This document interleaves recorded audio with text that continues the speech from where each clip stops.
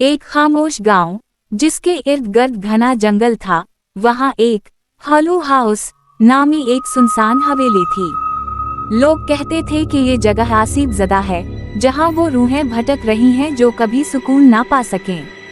इनमें सबसे मशहूर आमना थी, जो कई साल पहले इस गांव में रहती थी। जिंदगी में वो निहायत नेक दिल थी, मगर अब एक बेकरार रूह बन चुकी थी। उसके साथ इसके 3 दोस्त रफीक, लैला और जायान भी थे, जो उसी तरह इस दुनिया और अगली दुनिया के दरमियान फंसे हुए थे। आसीब का आगाज। आमना और इसके दोस्त आम भूतों की तरह नुकसान पहुंचाने वाले नहीं थे, मगर उनकी मौजूदगी ही लोगों को खौफजदा करने के लिए काफी थी। हर रात वो हवेली के कमरों में घूमते, उनकी सरगोशियां हवा में तैरती रहती और उनके साए मोमबत्ती की रोशनी की तरह झिलमिलाते। एक दिन गांव के चंद नौजवानों ने अपनी बहादुरी का इम्तिहान लेने के लिए हॉलो हाउस में दाखिल होने का फैसला किया। उनमें एक निडर लड़की सारा भी थी, जो उन कहानियों पर ज्यादा यकीन नहीं रखती थी। वो समझती थी कि हर भूत की कहानी के पीछे एक सच्चाई छपी होती है। भूतों से सामना। जैसे ही सारा और इसके दोस्त अंदर दाखिल हुए, दरवाजे खुद ब खुद बंद हो गए। अचानक हवा ठंडी हो गई और एक सरगोशी फिजा में गूंजी, चले जाओ या हमेशा के लिए यहीं रुक जाओ। गिरोह खौफजदा हो गया, मगर सारा डरी नहीं। इसने बुलंद आवाज में कहा, कौन हो? अंधेरे में से आमना नमूदार हुई। इसका शफ्फाफ वजूद चांदनी में चमक रहा था। इसके पीछे रफीक, लैला और जायान खड़े थे। रफीक की आंखों में एक गहरी उदासी थी, लैला की शक्ल अफसुर्दा थी और जायान किसी अनदेखे मंजर में खोया हुआ लग रहा था। हम वो हैं जिन्हें भला दिया गया है, आमना की मध्यम लेकिन भयानक आवाज गूंजी। हम कभी तुम्हारी तरह जिंदा थे, मगर किस्मत ने हमें यहाँ कैद कर दिया। सारा ने हिम्मत करके पूछा, तुम यहाँ क्यों हो? तुम्हें क्या चाहिए? आमना की आंखों में एक चमक आई, इंसाफ, छपी हुई हकीकत। आमना और इसके दोस्तों ने सारा को एक भयानक हकीकत दिखाई।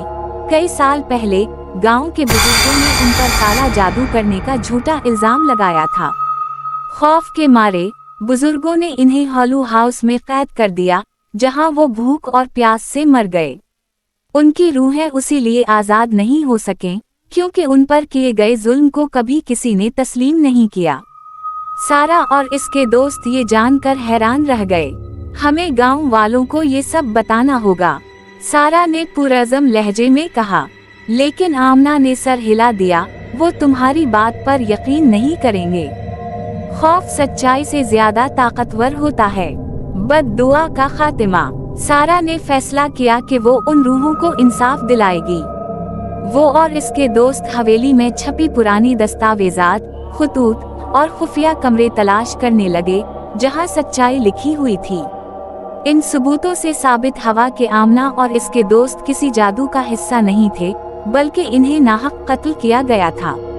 जब सारा ने ये सबूत गांव वालों के सामने रखे, तो पहले तो किसी ने यकीन ना किया, मगर जब कदीम रिकॉर्ड और शवाहिद सामने आए, तो हकीकत सबके सामने आ गई। गांव के बुजुर्गों की नस्लों ने इस जुल्म को तस्लीम किया और आमना, रफीक, लैला और जायान की याद में एक तकरीब मुनक्किद की, ताकि उनकी रूहों को सुकून मिल सके। जैसे ही ये तकरीब खत्म हुई, हॉलो हाउस लरज़ने लगा।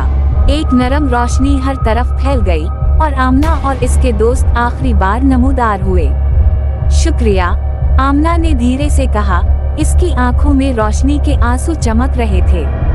अब हम आजाद हैं। आहिस्ता आहिस्ता उनके वजूद तहलील हो गए और सदियों बाद हॉलो हाउस में खामोशी छा गई। लेकिन गांव के लोग कहते हैं कि जब पूरा चांद निकलता है, तो हवा में एक मध्यम सरगोशी सुनाई देती है।